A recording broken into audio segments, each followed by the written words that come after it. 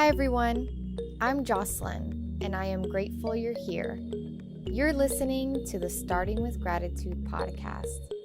This is a safe space intended to host meaningful conversations exploring all topics of the human experience. Every conversation starts with gratitude and remains rooted in gratitude. After you listen, make sure to join the community by subscribing and sharing. I am so happy you have joined us.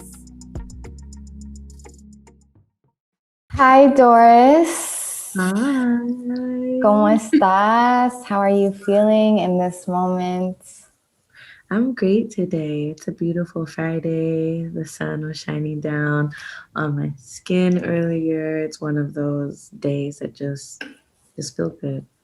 Yeah. I'm happy to be here with you. I'm happy to be here with you. And I do want to express that you have genuinely always been someone in my eyes that really moves really intentionally with everything that you do.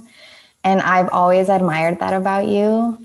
And I'm just excited to see what all you pivot into, everything that you create. And even if you do pivot into something new at any time in your life, I feel like there's this common thread of your intention. And I just love that about you. And I'm so honored to have this conversation, but also to experience you and hold space with you. So I just wanted to express that before we get into it. Thank you. I appreciate that. Am I already starting with gratitude? Let's go. So I'm going to invite you to share with us what it is that you wrote down. The stage is yours. Thank you. So I wrote a laundry list of things, and I left some space in here as well to continue writing as this conversation goes. I think it's just going to be a continuous reminder of what I'm grateful for.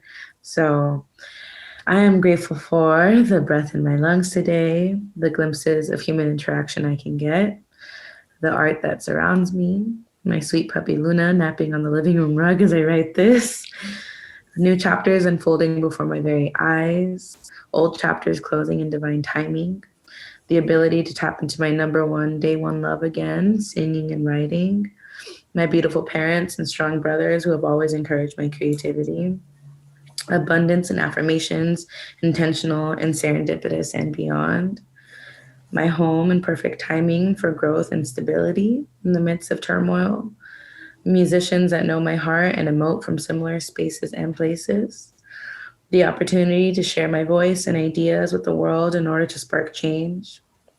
I'm grateful for my love for love. USC's Civic Media Fellowship changing the course of my life. Mm-hmm. The amazing souls I get to work and collaborate with. The hard-learned lessons that taught me more than I could have ever anticipated. And the sweetness that catches me on good and not so good days. I love that. That's so beautifully written.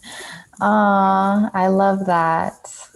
I do feel, and we've discussed this before together, but it really does feel like we are in the midst of a very pivotal time in both our personal and collective lives. Mm-hmm. And I just love how you expressed chapters ending in divine timing and these new beginnings that you are seeing unfold in front of your eyes.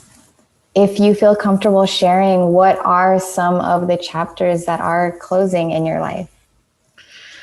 Yeah, I mean, that is probably the thing I'm most grateful for, to be honest. It's sandwiched in there, but it definitely is just the most telling of where I am currently in my life, where, you know, for the last 6 years or so of my life, I have dedicated my world to artist management and, you know, writing very closely with the artists and working hand in hand with them to help them amplify their art in their career. And so in the midst of the pandemic, it was, it was door closing one after the other. And it just, all signs pointed to just one day where it just made sense that it was time for a pivot. And I felt it for quite some time. Management started feeling like a shoe that didn't fit anymore. And that I was just really trying to like rock these pairs of shoes still because they were still fly and like, and they were still, still like looked good on the outside or whatever, but it just didn't feel good anymore. It hurt to walk in those shoes. And so it was time. So that is probably, the biggest chapter of my life that is closed because, a lot of us in this industry, I think, fall into this vortex of, aligning so much of your identity with the work that you do and not who you are as not just a human being, but like, as a spirit, like who are we, And so, that chapter was beautiful and brought me around the world and allowed me to create new worlds and showed me what I was capable of, beyond even what I thought my, reality could really be. So, that's the biggest one right there. And so I'm in the midst of pivot territory, and I'm on the upswing now, which feels great because I did a lot of grieving, a lot of necessary mourning for that. It felt like, I was married to the game for a long time. And now it feels like I am coming to terms with that, like, I guess, divorce per se, and feeling damn good about it that I know I'm feeling free and excited about like what this next chapter has in store. Yeah, I love that you brought up that it is a process when you pivot. And even if it's planned or isn't planned, grief is probably going to take place, especially if your identity is wrapped around what it is that you are stepping away from. Yeah. And how has that grief been for you? Like, what did it look like in the sense of you feeling like you're losing a part of your identity? Wow. I mean, like I mentioned earlier, it definitely felt like I was just married to the game, and that was my number one priority and commitment. Unfortunately, I didn't have myself as my number one priority and commitment. And so in that grievance, I am the kind of person that really has a lot of like delayed reactions to things where I like to put up a front.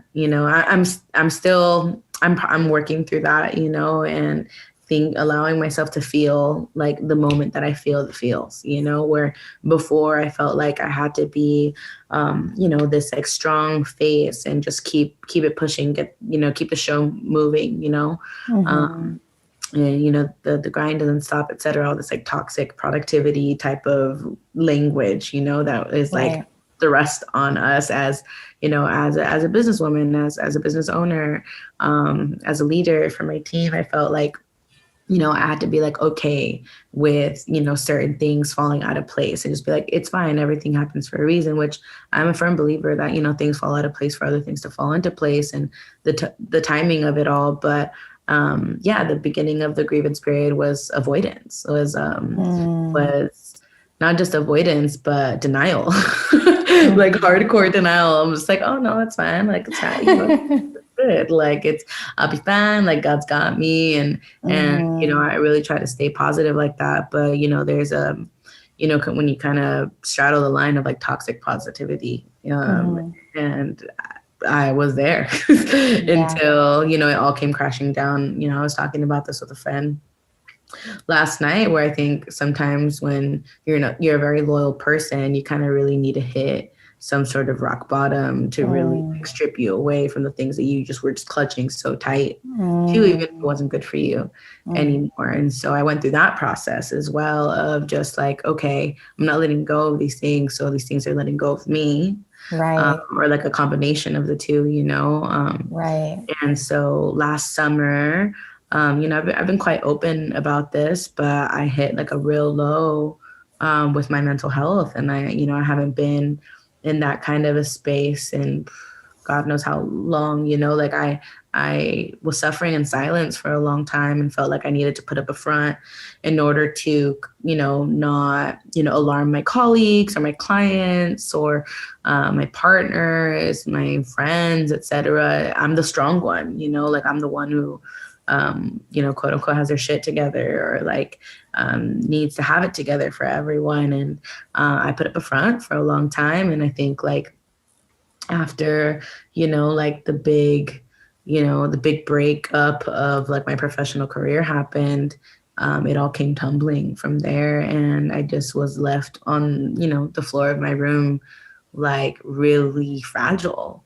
and not knowing what to do. And, you know, thankful for, you know, my beautiful, you know, friends and chosen family and my, you know, my family and my blood relatives around me that really helped me pick up the pieces. And I had a lot of healers in my life as well in that time too. But I really had to take a step away from everything. I really thought that I could continue doing the work, but in a different capacity or just like reconfiguring the team, etc. But it was just very clear it wasn't for me anymore. So I took like a huge leave of absence over the summer and deactivated from Instagram for a few months, like went to go live with my brother in Playas Tijuana, spent almost every single day at the beach, like did an amazing 6-week meditation program called Reset with this amazing breathwork coach and intuitive guide, Ana Lilia.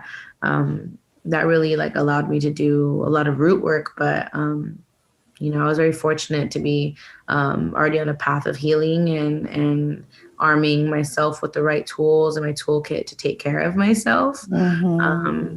But, you know, when you're grieving, sometimes like all of that is very cloudy. You don't know how to like reach for those tools until it's like, you know, almost too late. But thankfully it wasn't too late. And so I was surrounded by a lot of support, thankfully, and it was allowed the space to grieve. It looked different, but I feel like I can very much relate to that restructuring of your life and your beliefs and being shaken up and being woken up, you know, from, in a sense, being asleep and not being aware of it, or being aware of it and kind of just setting it aside. Now, when I look back and I'm moving forward with this like kind of new perspective, I see how everything that I went through last year, I now have the tools to properly move forward in a way that is intentional, in a way that is healthy. How are you going to be moving forward? Like, what are the things that you've learned from your experience of hitting this bottom, in a sense?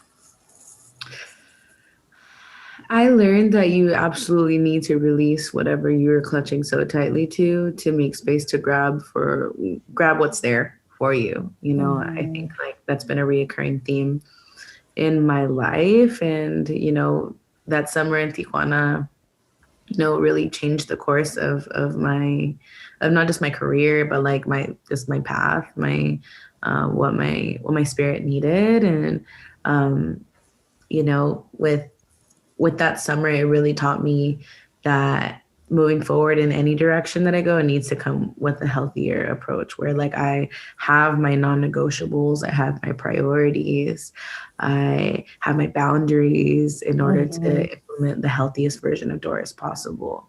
And that everyone deserves healthy Doris. I deserve healthy Doris in order to be as effective as possible. You know, like I think I was very fortunate that divine timing played in the course of this experience. Like I went down to Ensenada for a few days when I was down in Tijuana, and I visited this this space called La Bufadora, which is only 4 of them in the world. And it's like these blowholes in the ocean. And it's supposed to have these like, I didn't even know about it when I was going down there. I just knew it was like a place to see. And I needed that drive down there. And, but apparently like this water, this like when the water hits you from this blowhole, it's supposed to have like these like magical, like mystical properties to help like recalibrate you. And that people travel all over the world to visit these 4 different bufadoras in the world. Wow. Yeah, to essentially like be recalibrated and to cleanse. And I was like, what? Like this little Oaxacan man told me this as like he was like making me like a bracelet, you know, and I was so intrigued about this. And I kid you not, like this was in June, so you know it was mad June gloom on the coast, and out of nowhere the sun emerged. And minutes later I received an email from the folks at USC that I had been offered a fellowship.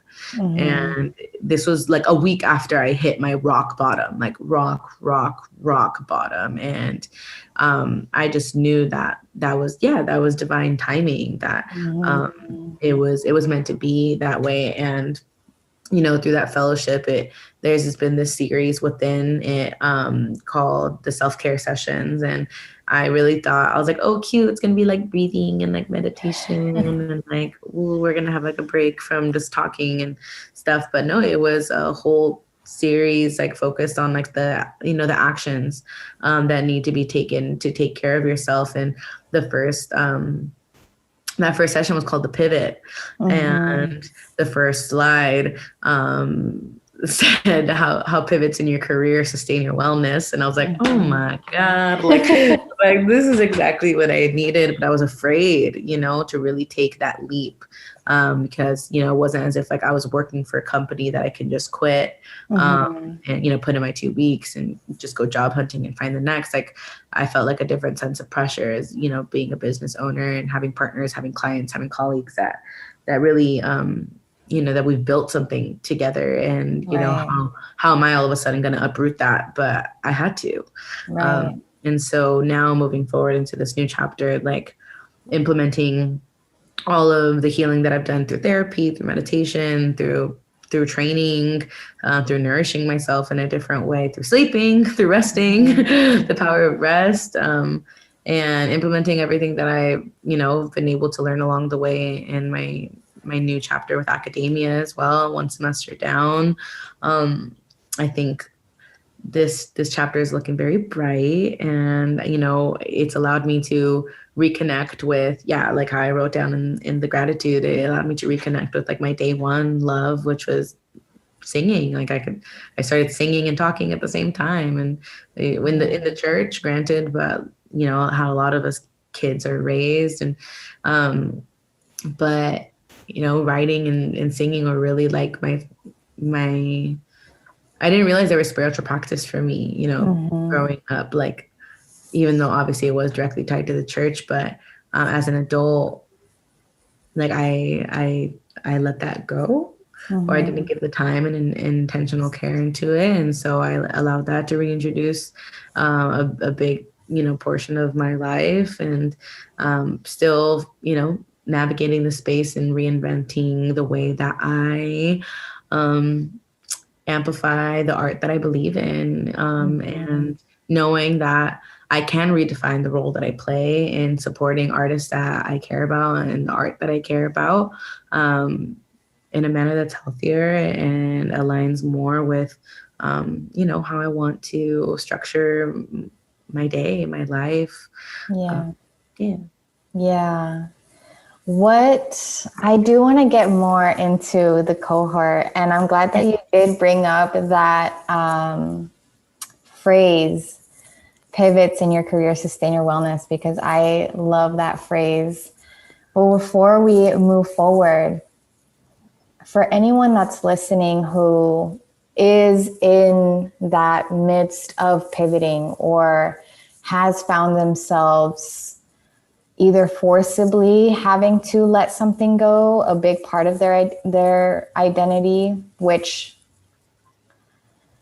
I want to be careful with the words because it's not their identity. It's just what they believe is their identity. But what gave you your sense of peace in really letting that go and not putting yourself down for, you know, whatever reason, whether it's like I put in so much hard work and other people were involved in this and building this up and now I'm letting this go. Like what were the things that gave you the sense of peace of this is what you need to do. This is right for you. This is an important decision that is worth making, whether it'll make everything look different. What was that self-validation and peace for you? That's a great question. I think there's a lot of different factors when it came to contributing to that piece. First, I think really being able to tap into what my life purpose is, and knowing that, we have to be in a constant state of like growth and evolving in order to reach like that highest purpose, like level in your life. And in the midst of that, it was finally like creating and releasing something, when I first came to the conclusion that, this manager chapter had to close, I had at first created a timeline, and how I was going to transition out of it and, the pieces that I wanted to put into place in order to support that transition, et cetera. But, that timeline got thrown out the window unexpectedly, not to my plan, but I just had to accept it. And again, like it was a learned lesson of, I can't clutch on tightly to like what I think is going to be it. And sometimes it just has to be, dragged out of my hands. And that's exactly what needed to happen, because that was divine timing, where that chapter closed in October.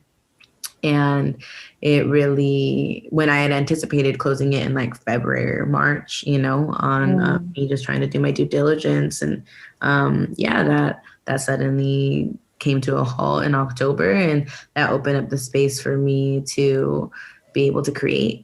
And, thankfully I had, an amazing accountability partner within the cohort at USC. And she really encouraged me to implement like studio days into my weekly schedule. And that then sparked the idea to do this live session for my birthday. And I just wanted to create, just to express with no expectations whatsoever. And I gave myself the deadline of my 27th birthday, which also happened to land on Thanksgiving last year. And so, when I was able to create the concept for that and bring in all my loved ones to bring that to life and releasing that, and all the affirmation that came from that, that was really the biggest sense of peace. I feel like having folks that I really admire or have admired and looked up to in different spaces of art. I think it was like the first and foremost, it was like this moment where America Ferrera posted the live session, and that was like, I just threw my laptop, I cried. I like my parents were like, what happened? I'm just like, America Ferrera posted this on her story. And they're like, and my mom knew like what that meant to me, because she took me to watch like Sisterhood of the Traveling Pants and like theaters and stuff. My dad was so confused, but he's like, and I remember being on, and it was like waves of that, where I was mad overwhelmed in the beginning of like feeling that outpour of love and support from my community. And that gave me so much peace, as much as it gave me anxiety, because I was like, what do I do with all of this? But it was this moment where I was on FaceTime with one of my best friends, and in the midst of that FaceTime call, Jessie Reyes had commented on the post. And that's when I really just like started just like losing it, where I'm like, I look up to Jessie so damn much as an artist, and, her being able to be authentically herself and not give a fuck. Like that is so tight to me. And to have that kind of affirmation on the art that I just put out into the world with no expectations, that gave me a different sense of peace, of just knowing that like I'm going to be okay. You know, that like I was so afraid of being authentically myself, like all of myself, because, you know, you worry about what people are going to think. Like you already have, like visualize the sea of bullies that are waiting to like say something or whatever. A lot of teenage work, right? That needs to be done in that process. But that was like all the sense of peace that I needed, where I was like, okay, I got validation from 2 of my queens. I'm good. I'm good. I don't need, this is all the peace I need. And so, you know, I'm a words of affirmation girly, and that God just provided. Especially when it comes at a time where you're being very vulnerable. It's like it is very validating that you are moving in the right direction, for sure. Yes. And yes. you doing the things that you mentioned doing and the processes that were involved one of the first things that comes to mind for me is like you are balancing your throat chakra. Yes, I did a lot of like throat chakra, like sound healing in the last year. I have a lot of anxiety when it comes to correspondence because I get really overwhelmed from, you know, the emails never end, the messages never end, the texts never end, etc. And, you know, whenever I was feeling in that really like overwhelmed space, or even when I still do so, like I'll just throw on like, you know, like throat chakra sound healing. And it really, I feel like it's empowered me in a different way. Or when I did that reset program, that was like a big thing that we worked on, that, you know, she isn't just a breathwork coach, but she's an intuitive guide. And she saw a lot of that, you know, being constricted, and, you know, pair that throat chakra healing with like inner child work. It's on. Yeah. It's on. It just unlocked, a whole level, a whole layer of me. I stored away for a long time. Yeah. Do you feel like you're getting to know parts of yourself for the first time? Yes. Yes. I think, you know, when you're a teenager and you're expressing, we have so many insecurities when we're in that age group. And like, so I just think of like Doris 10 years ago, when, you know, I felt fearless, but I also, you know, had bullies. And it was a really wild contrast where, you know, I did all the musicals and the choir performances and the speeches and all those things. Like I used my throat chakra a lot as a teenager. Somewhere in the process of, you know, bullies or like college and like industry shit, like it really stifled my throat. And so I'm learning this new confident Doris, you know, and this new Doris that allows herself to step into her power and be unapologetic about it, you know, because I know I'm just being authentically myself, and there's nothing fake or phony about it. Like, this is just who I am. This is who I was designed to be. And I don't think I've ever allowed myself to really fully like be that, you know, that's the new side of me, or like new parts of me that I, you know, that 17-year-old Doris would have been very proud of, you know. Yeah. And so now, you know, 10 years later, being able to step into that, I've never seen that side of me before, you know, like it feels like all of a sudden, I think it makes sense now, where I think just as of late, this vortex has opened up in a sense of like, I feel like people can see that confidence and react to it in a different way, that like those are new sides of me that I've never really like allowed myself to like even notice, you know, when somebody's gaze is there in not just a romantic way, but like in a just like a spiritual connection, where it's like you get it, you know. And so those spiritual sides of me are, you know, things that I've never really fully given power, I guess, to really lead with like my third eye and be like, oh, I know what's up, you know, like, I already know what's up. And so like really allowing the intuitive side of me to flourish, because I stifled that for a long time, where I know I have the power to see a vision and bring it to life, you know, or have a dream and manifest it. And in this process, those are the new sides of me that I've really, I guess just been there, but I'm never really allowed to fully develop. Yeah, I relate to a lot of that so much. And I am genuinely curious how many people also relate to this, like on so many levels, whether it's like the pivot or the need to self-validate and self-soothe, or the inner child work, or this like newfound sense of self, and like tapping into spirituality, tapping into your intuition. Like I feel personally, like last year, I really, like I've always had a strong intuition, but I never, at least I don't feel like I ever really tapped into it and held space for it in a way that is the most powerful it can be, and like the brightest light it can be. So I really relate to that. I feel it. We're aligned, friend. So this fellowship, I want to talk more about it because I feel like it's really brought you a lot of joy and it's really changed your life. So can you share a little bit about what this experience is and what it's been teaching you?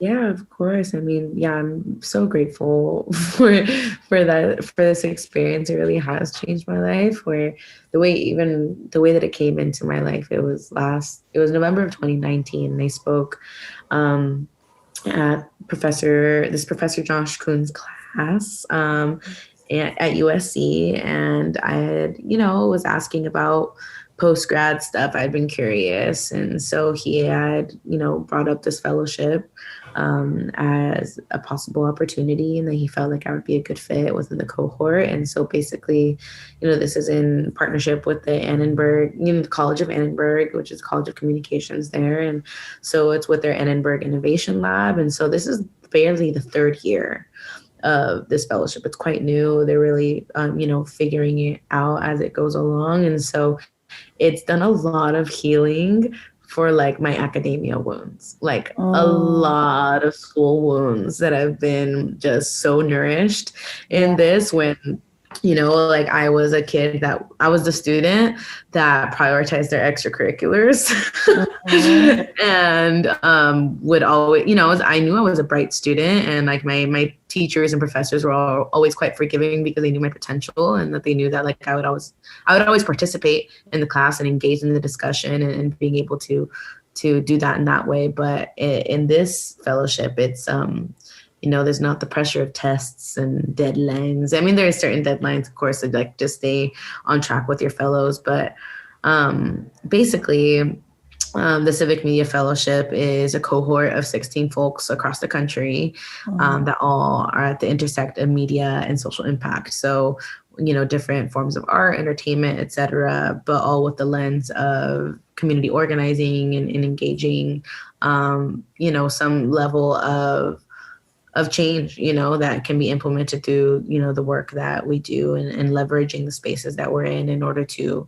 create and implement change, and being intentional with that. And so this fellowship is basically a meeting of the minds, and all of us getting to know each other and the work that we do. And, we've taken days where we really do a deep dive into certain projects or the work that we do, or history, et cetera, or certain folks leading workshops or having a speaker series where we get to hear from different activists, artists, etc.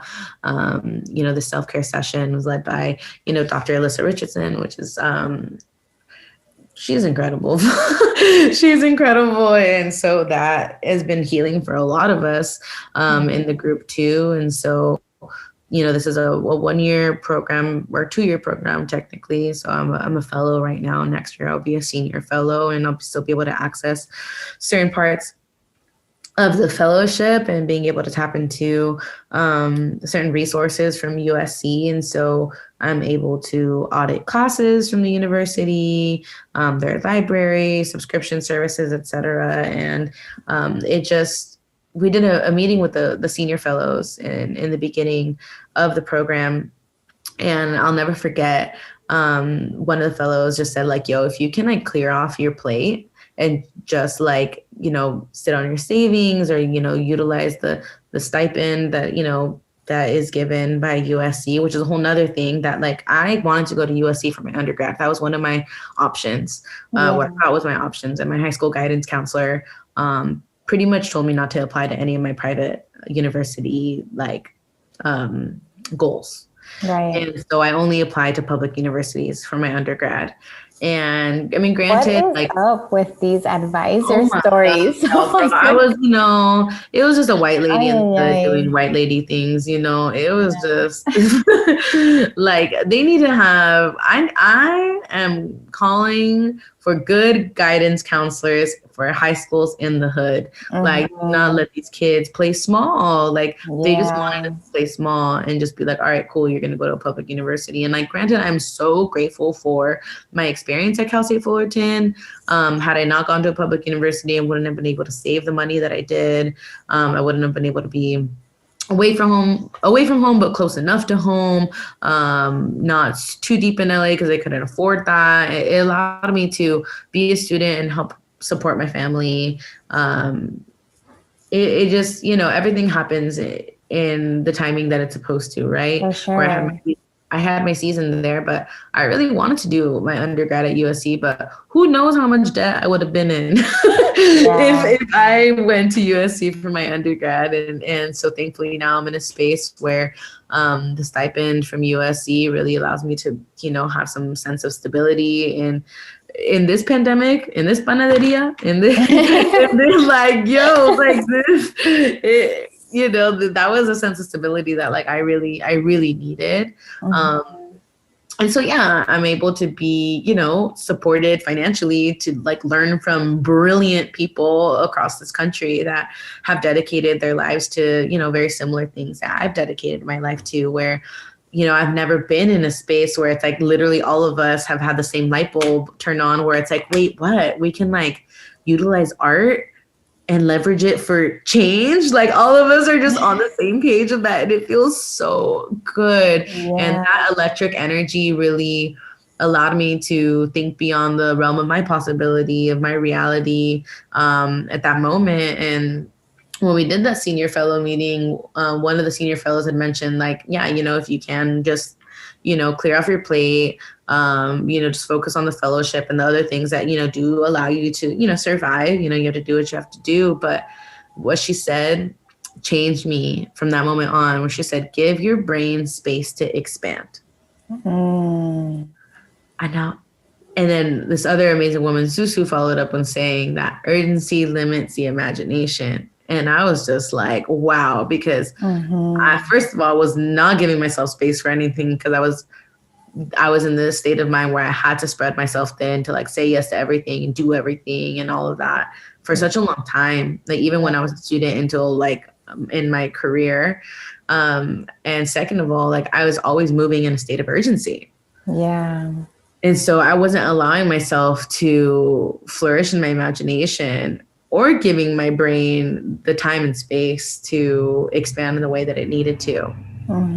So, I've never read this many books like in one season of my life before, other than from when I was like in elementary school, and I was like always the new girl, and I was moved around so much. So my books were my friends, and I was like reading left and right. Like, I haven't been in this kind of space since that. So like, even that serving my inner child, etc. Like, it's been so beautiful. And so we have access to this amazing faculty to guide us through this process. A lot of us doing pivots, a lot of us taking a break from, the work that we've done for the past few years. So a lot of us are in those similar spaces and feeding off of each other for that too.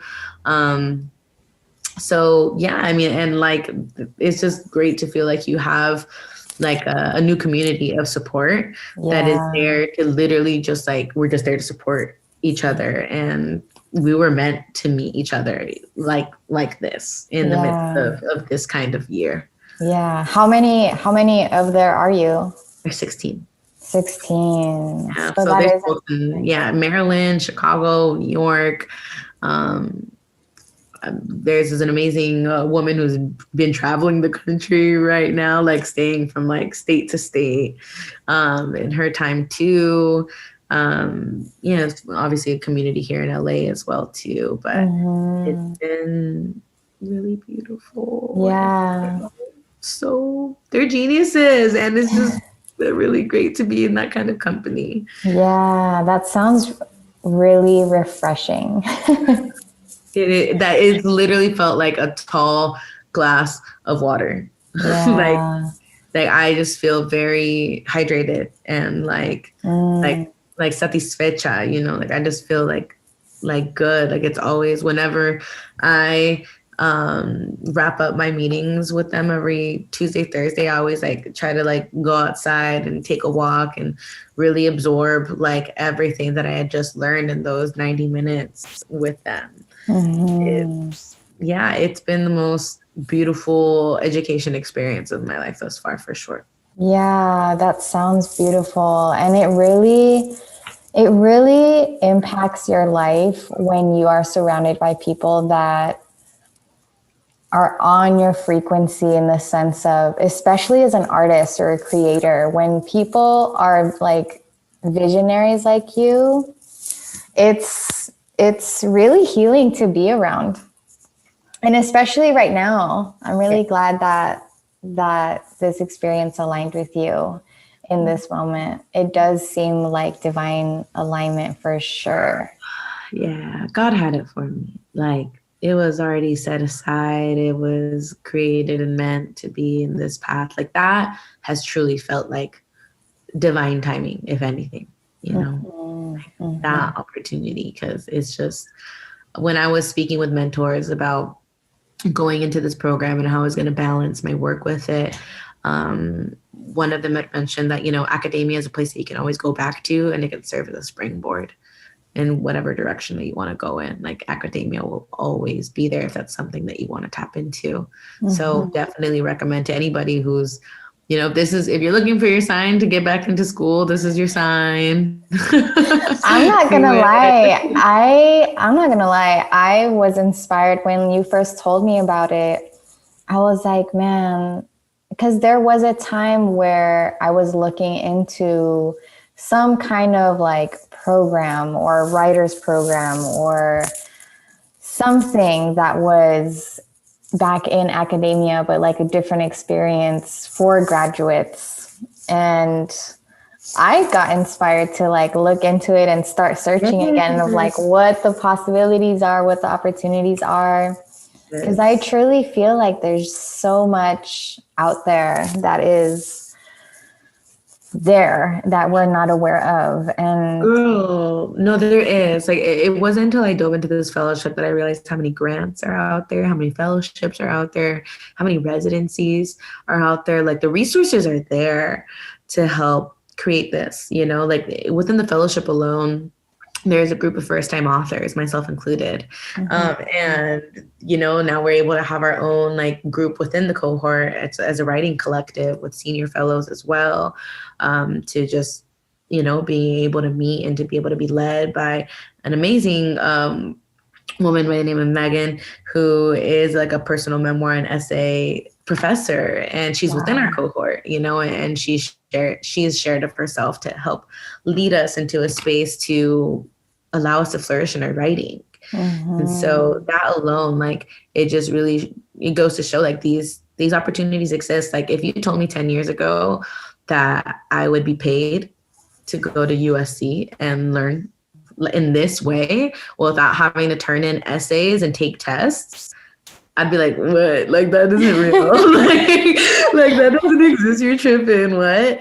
And now that I'm here, I'm like, oh my God, like there's a plethora of these kinds of experiences. There's fellowships from like, you could think of like insert your dream school and then fellowship after and Google it. And there probably is an opportunity there, like, and people would be surprised,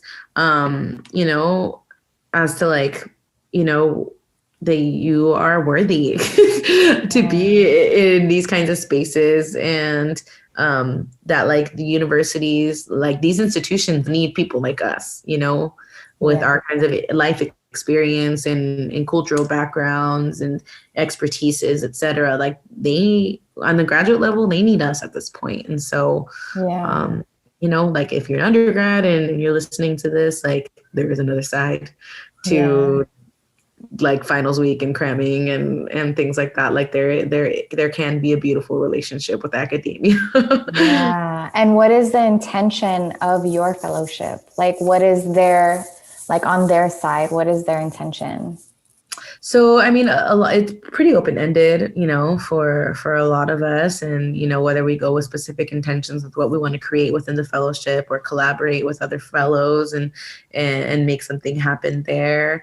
A lot of people are just taking a break where if, you know, they've been in certain positions for like years that they just need to take a step back from and do that. And so with me, I think like through the fellowship, I've been able to learn like what I wanted to do, because, you know, going into the fellowship, I was like, yeah, I can balance management and do the fellowship and do more work that I want to do in the social impact space. But that was the biggest deciding factor for me, where I was like, I want to do way more work in the social impact space, something that needs to give, where management just takes so much of my time, my brain space, my heart space, that it, you know, something needs to give in order for me to give more of myself in these other areas. And so through the fellowship, that's, a lot of people just use it to pivot. And in the FAQ of the fellowship, it's like, for those who have hit a proverbial wall, and I'm like, it me, like I'm like here with my proverbial wall, like help.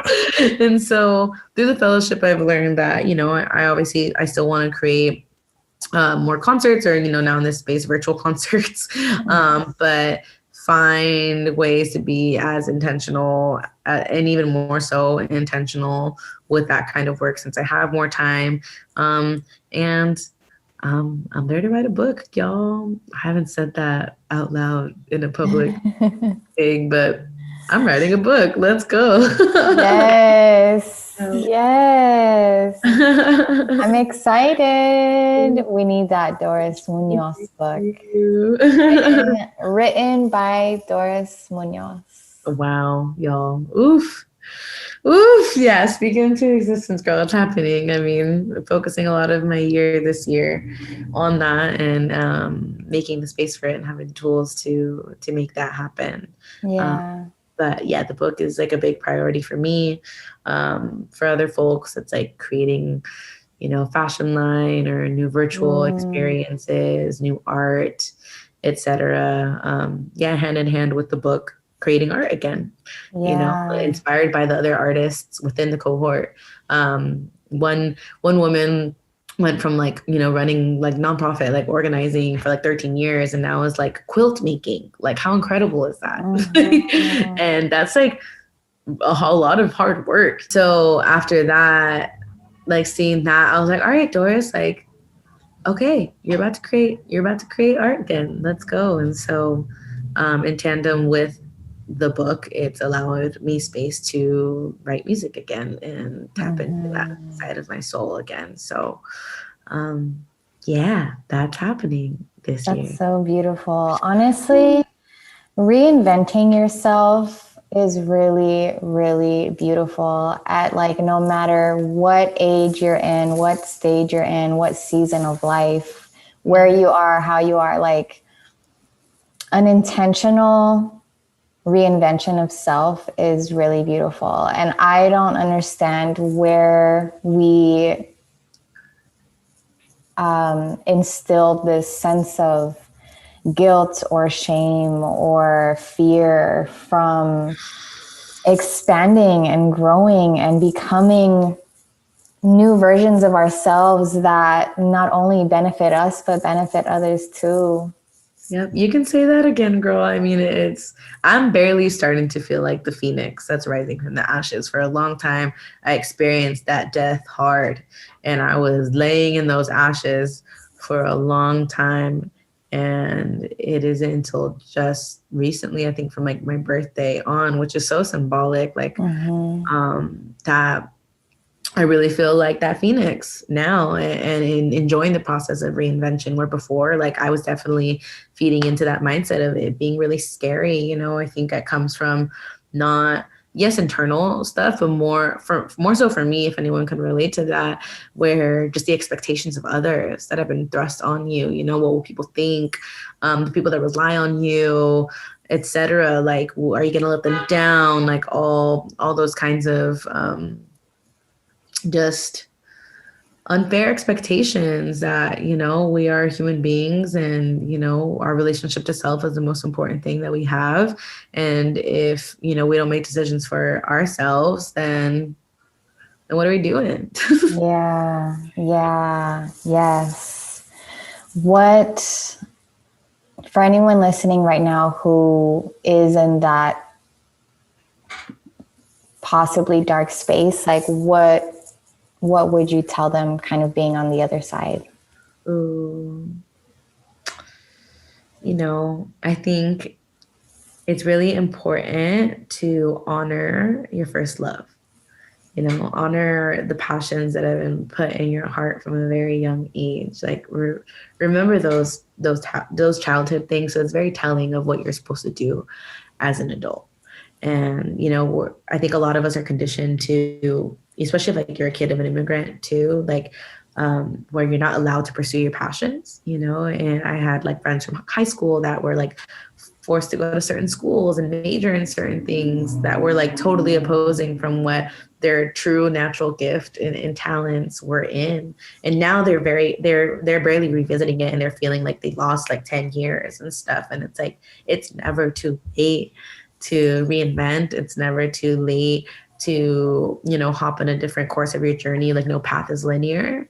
So if you're in that dark space, like, just remember what, you know, what you're passionate about, what brings you joy, and seek that and practice that. You know, I'm a very obsessive person. So if I'm into something, I do all the research. I fall into the rabbit hole of these things. I watch all the videos. I read all the articles, and so that brings me joy in knowing the ins and outs of what I'm interested in. And so it also just arms you with the knowledge to figure out, you know, what your next steps are, how to pursue it, etc. I think, you know, we're very lucky to be in this era of the internet and everything is at our fingertips at this point. So but if you really do need to implement like tools of self-care, like, you know, if you're not a meditator, you know, look into the Calm app, or look into like Deepak Chopra, like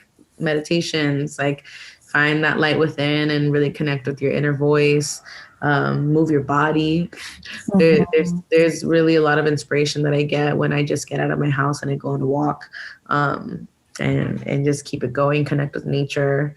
And it takes time. Don't be patient with yourself. You know, this isn't an overnight process, and I am learning to be a patient person because I can be quite an impatient individual. But throughout this process is what was the telling factor of like, okay, now that I'm on the other side of like months of pain, what would I tell, you know, that Doris that was in that dark spot, you know, that like, va a tomar tiempo. It's gonna take time.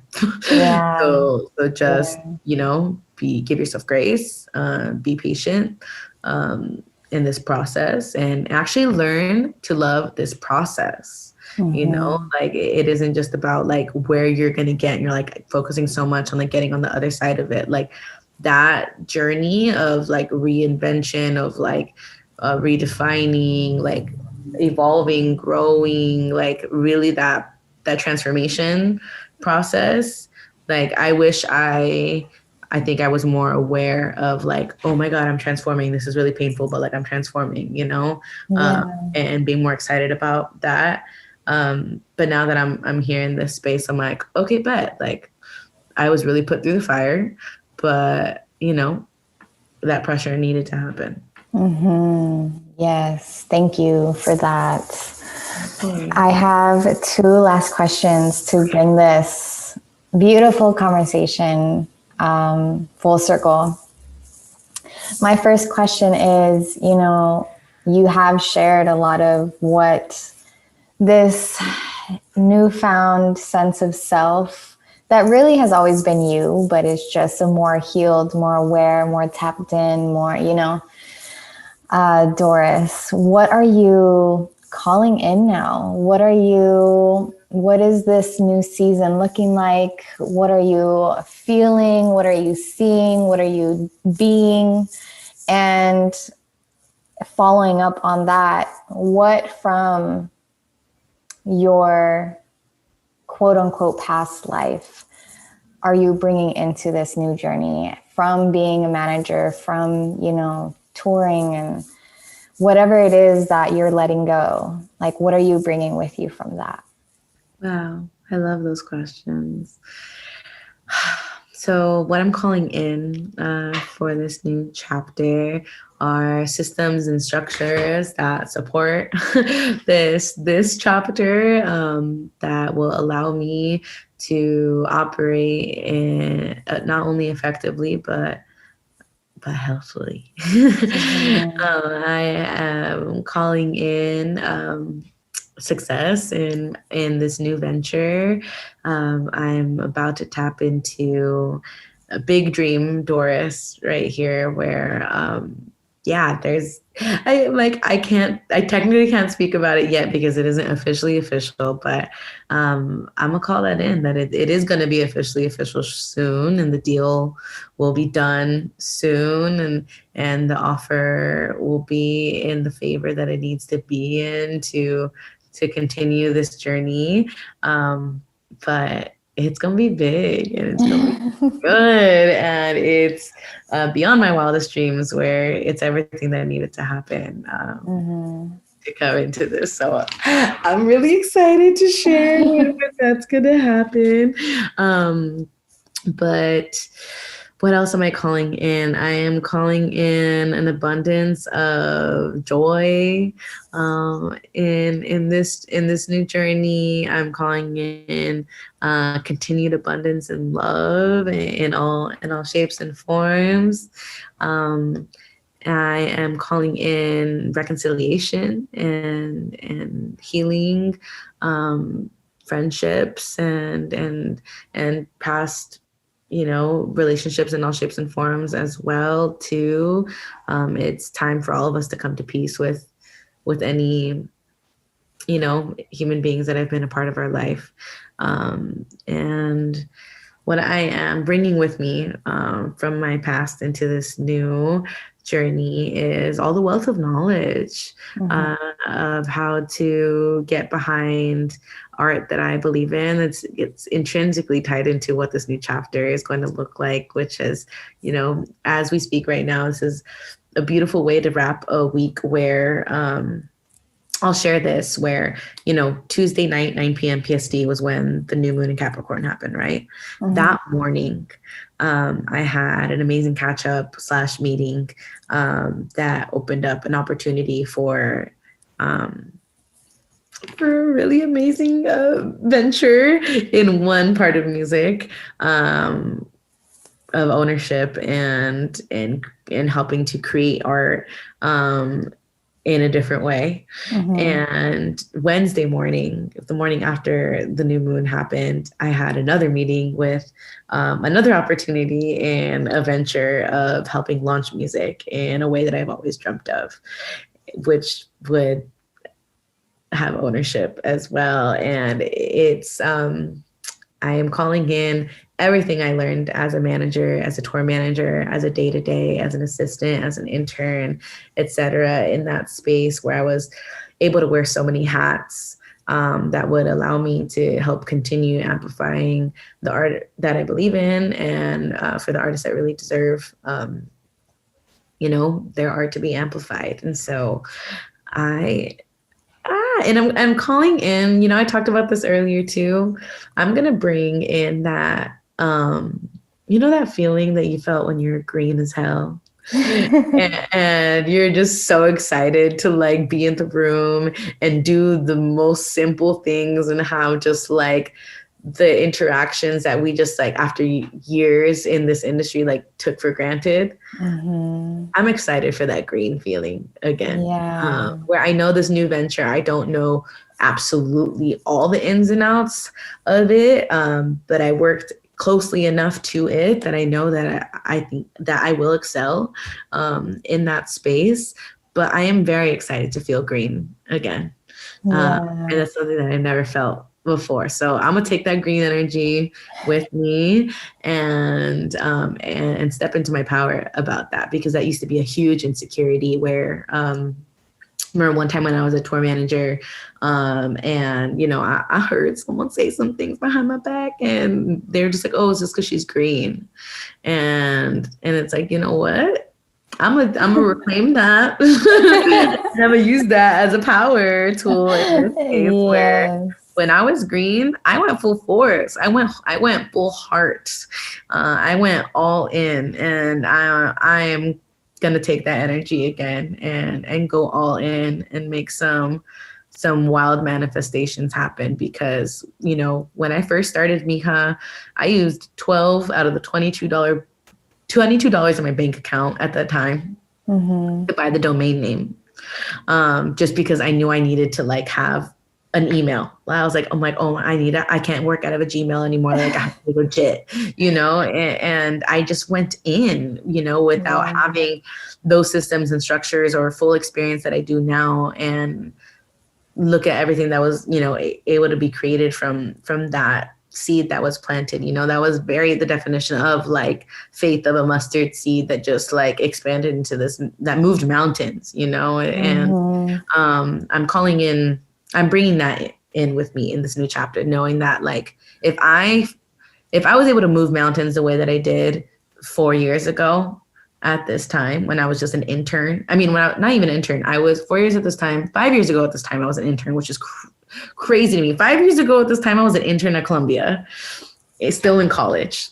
4 years ago at this time, I found myself unemployed after my first gig, and I was temping and freelancing and just figuring it out. I was unemployed as hell.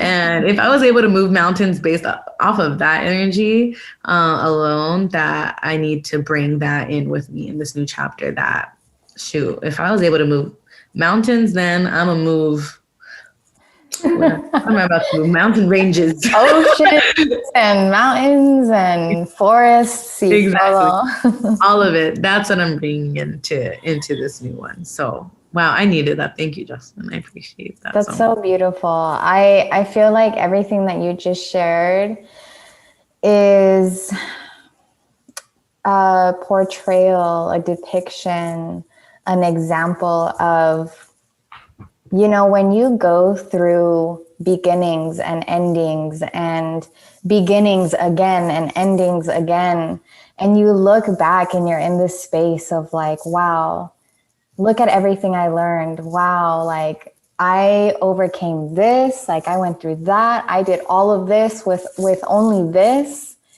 It's like you have this newfound appreciation for beginnings and this newfound confidence too. So I want everyone listening or watching to know that that is possible for you, and that these endings like lead to beautiful beginnings, and everything really is in divine timing. And y si tú le sigues, you know, like if you just, yes.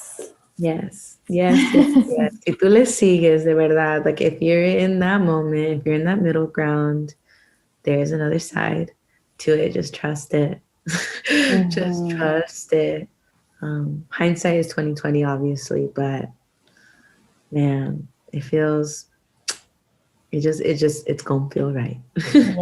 Yeah. Well, thank you so much, Doris. This conversation was really beautiful, and I'm really excited for people to hear it and tap in and feel inspired. And I really appreciate your vulnerability and your honesty and your story. And again, I'm really excited to see everything that you continue to put out in the world. Thank you so much for holding this kind of space, creating this kind of space for others to tap into and to share. So you're a little earth angel. So let's all thank Jocelyn today. That's just